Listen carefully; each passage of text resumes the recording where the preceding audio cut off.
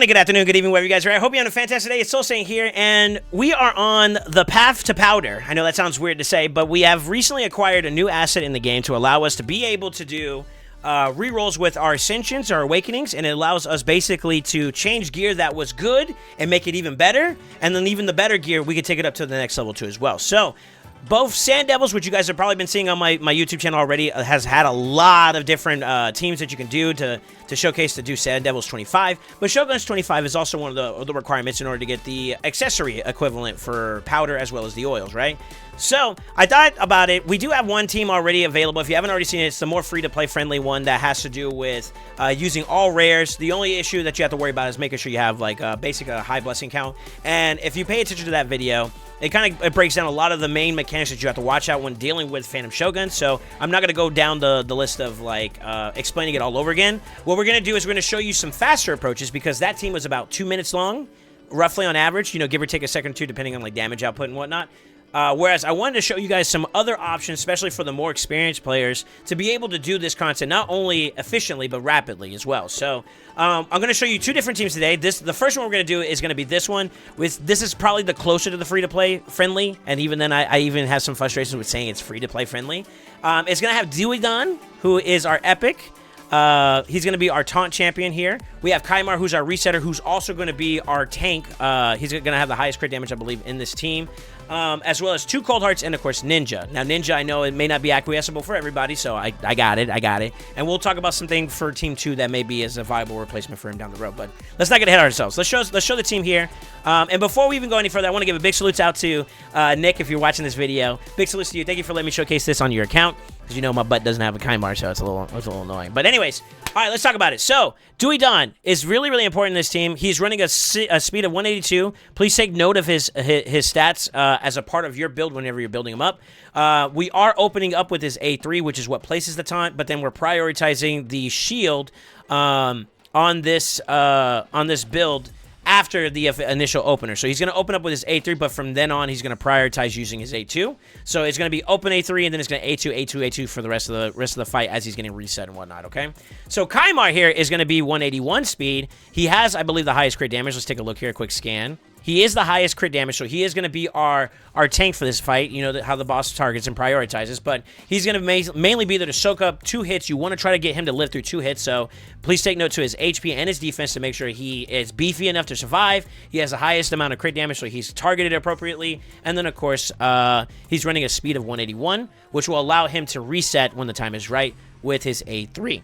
Now, we do have our Cold Hearts here. Cold Heart number 1, which is 256 speed, is going 242 crit damage. We're there just a Heart Seeker all day long and just keep it going, right? We're going for enemy max HP hits here in this particular fight. So, you got that. 256 speed, 70% crit rate, 242 crit damage. Pretty solid for the build. And then we got the most controversial one, which is going to be Ninja. Now, Ninja is predicated upon using his A2 here, which is going to put HP burns in per hit, so you have 3 chances to put burns, and he activates them each time because we're going against a boss. So we have 3 chances for HP burns, and that's what you're looking for. That's the juicy, sweet number there. He is going a speed of 256 with 582 accuracy, and do take note that he does have Brimstone. It's not mandatory, but it is a complementary aspect to help speed up the run and make it a little bit more effective in terms of like any damage issues that you may see. It's an extra little like catch-all, for lack of better words, but it is not mandatory. It's complementary, okay? Cold Heart number 2 is going to be our last one. Is going to have 257 speed. Also prioritizing the Heart Seeker there. We're going for enemy max HP hit again. 70% crit damage, or crit rate with 177 crit damage. You kind of get the idea of it. Looks like every one of them are roughly around like 39,000 or higher HP. Kind of similar to what we were talking about in our previous build for the Phantom Shogun's rare team. There is a certain amount of HP you want to kind of hit to make sure we don't get any splash damage. And of course, Karma's going to be taking it. So let's do a run, and I'll show you guys how it's going to go. And pretty much the long and short of it is that we're going to try to basically work our way through navigating with the damage output, and we're going to try to prioritize getting him down as quickly as possible. We did get our Brimstone proc, so complimentary, not mandatory, but it is going to speed the run up ever so slightly. And then after the resets, it's kind of like a rinse and repeat. And first hit kind of went through. At this point, we're going to try to survive another hit, and we're going to basically kind of stall out for the last little bit to get the last little bit of damage in to cover the last maybe 10 to 20% of the HP that's available for him here. So looks like we're doing pretty good here. We got the burns. I'm pretty sure we're going to have a little bit more damage, and we're going to cycle into his Heartseeker here, and that's going to cover the fight. pretty much that's pretty much all there is to it. The first couple hits are kind of managed by Duidun and Kaimar, which gives you enough time with your ninja and your cold hearts to fully clean up the fight. And then of course Kaimar's resetting them to make them go further. Very, very strong team. Very, very fast. You see this one on average was 35. I think we've had some times where it's a little bit quicker, maybe a little bit slower, depending on like RNG procs from like ninjas, burns. So keep in mind it's roughly within that range of like 30 to 40ish seconds, somewhere around those lines. So not too bad. You might have some that might even go a little bit faster, but for the most part, I'd say on average, maybe around like 30ish seconds would be a healthy play here. I am going to show you guys the builds in terms of like how they're looking. This ninja is currently built with like a mixed bag of sets. He is using crit damage set as well as accuracy and speed from perception, and then he's got a broken set in there. We already showed you the speed, so I'm going to kind of keep it moving here. I'll show you the masteries here. He's pretty much running War Master procs with a little bit of like complementary accuracy and lore steel, and of course Hexer, which I believe is enhancing the duration of the debuff. So he's already got like 100% chance proc outside of the resistance factor to land, I believe, the burns. Yeah, so 75 plus books makes it 100%. So he doesn't need to get sniper. All he has to do is worry about getting Hexer, which means that if he does land it, it gets a chance to make it even longer, which guarantees that the run is smooth, right? For our Kaimar, he's actually built a little bit more on the tankier side. He does have some stats that are kind of complementary towards making sure he is a target, such as Keen Strike and Flawless Executioner. Some key masteries are going to keep him an eye out for. And then, of course, Tough Skin, Blast Proof, and pretty much he's going down the ranking for like some defense-oriented masteries there. The main two, I would say, is Keen Strike and that Flawless Executioner to make sure he's a target priority, right? Duidun, on the other hand, here is kind of running something similar with War Master procs, but pretty tankier on the side of things when it comes to mitigating, and he's also kind of using Selfless Defender, which means he's absorbing some of the damage that the team is taking. Pretty much kind of a straightforward aspect behind his kit. He is running Commanding Presence for some extra value. I believe he is the lead champion in this fight, so the defense in all battles is kind of complementary to the defense of the team, and Commanding Presence only makes that further stronger by, you know, X percentage. So just something to keep in mind if you're equating for extra stats. He is running a shield set with Defiant, so enemy AoE attacks damage sets, you know, basically mitigation on top of shielding to give the team a little bit more survivability. Now, our cold arts here are pretty much one of them, and this is kind of a key thing to know. One of them is built in Reflex to help reset the Heartseeker in the event that the fight is going on a little bit on the longer side, to give them a chance to kind of either speed up into it or maybe get another chance to kind of like reset that Heartseeker so that you can kind of get a gun and secure the win, right?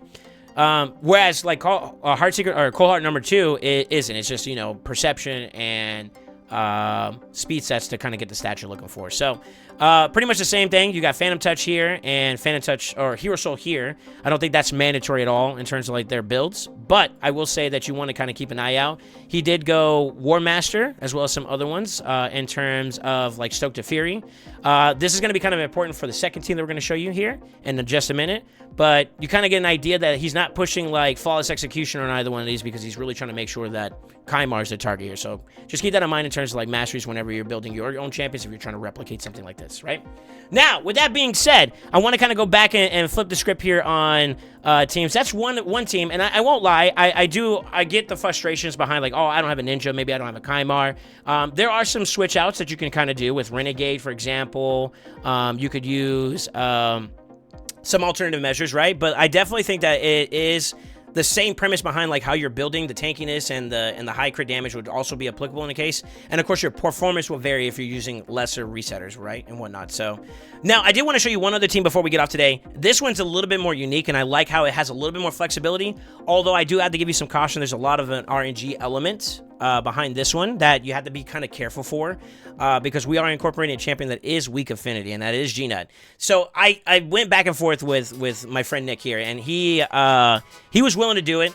But I think not everybody has the luxury of having duplicate champions, particularly like G-Nut, for example. So take this one as a lesser friendly, free-to-play friendly type of composition. But it is one I want to showcase because despite some RNG elements that exist within this particular comp, it's still very strong and it's very fast. I want to say it's one of the more fast ones that I've seen so far.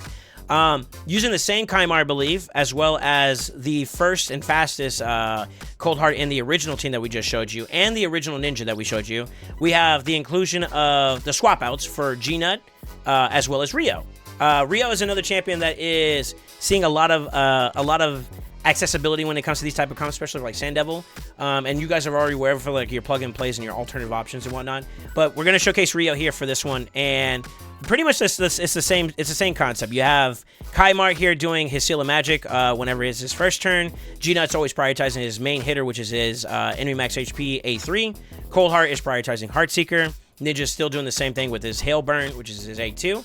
Now, Rio, on the other hand, here is going to open up with her A2, which pretty much puts a lot of the debuffs on, but we're going to prioritize the block debuff, which is the Cleanse, because there's going to be a part where we get debuffs put onto us, and she wipes it off the board so that we can kind of continue doing our pressure damage, and we don't have any enfeeblements on our team as a whole. So, very valuable. I will note that the speeds here are kind of interesting to kind of keep in mind. They're all over around like 250, I believe, or higher in order to be viable. The main thing here is that they are hitting these speed requirements, so I'm just going to kind of show you this so you're aware. 255 speed on G-Nut. He is running a 100% crit rate and crit damage at 297, so he is packing a pretty decent punch at that speed. This particular cohort is over 250 as well. 256 speed, same thing as the previous one. You see Ninja as well. So all of our DPS is higher than 250, so keep that in mind, all right? And then, of course, you see the prioritization of all the abilities and all that. Let's get into the run. I think you guys are already familiar with like accuracy requirements and all that, so just keep that in mind. This one is a little bit more on the like RNG element side, and it's pretty much just G-Nut dependent in terms of how he performs. And there's a way we're going to show you with the gear that you can kind of compensate for that in mind. So Rio puts the debuffs on. We get our big hitters out.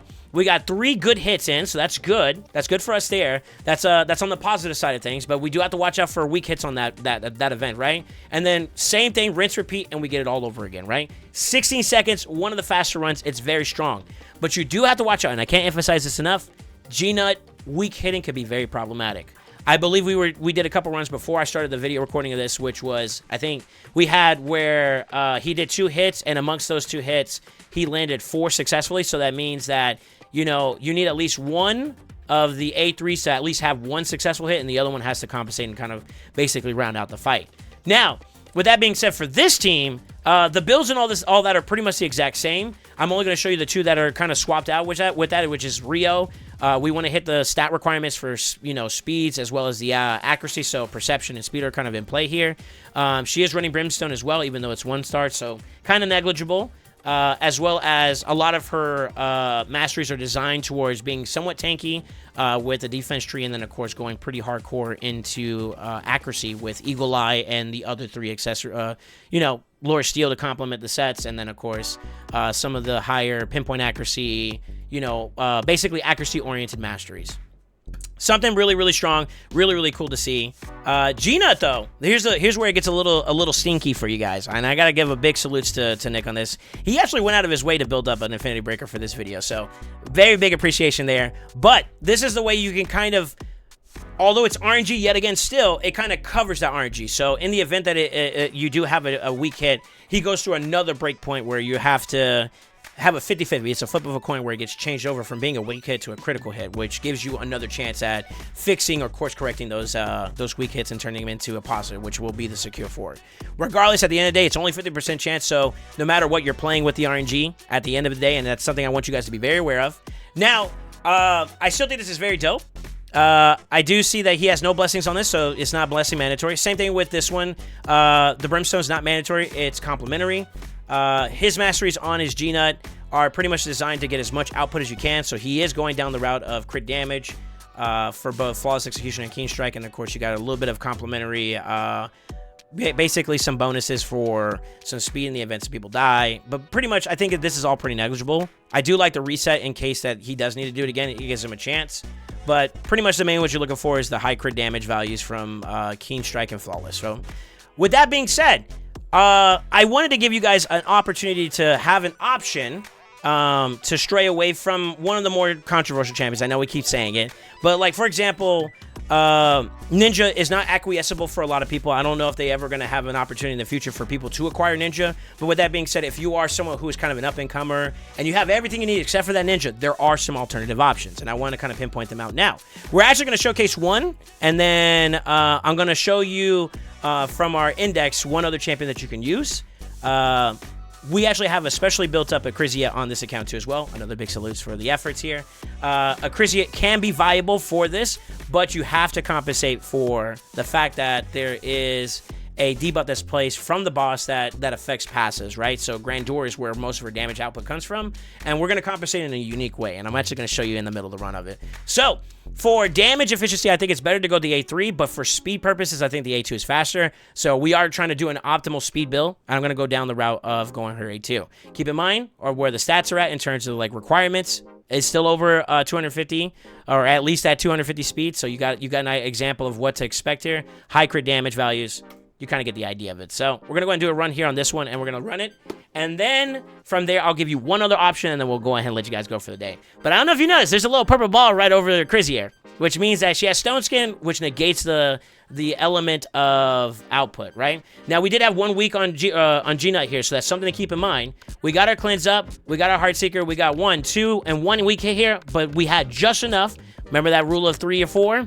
It was just enough to give us the Ahrisia to do her hits, which was another 20 and 20, which gave her 40. With all the extra damage applied to it, we had our 100% value. So it is a chance failure yet again, still with Gina being the element of randomness is kind of a flip coin on the air at the end of the day of whether or not you can have a weak hit or not, especially with Affinity Breaker, even with Affinity Breaker being in play. But Ahrisia is possible, and she can be used with Stone Skin to be able to do this comp too as well. Now, I know that not everybody's going to have access to Ahrisia. Not everybody's going to have access to a multiple G-Nuts, for example. So Ninja's definitely the safer play. Now, I will give a special nod here too as well in terms of options.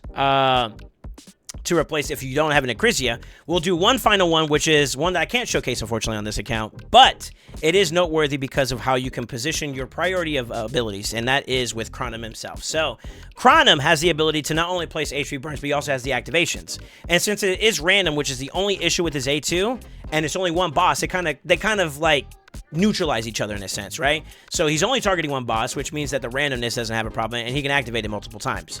Now, the way that this would work is, if you have been paying attention, when Rio's going to put all of her debuffs anyways as a part of her A2, and a part of that is HP burn itself.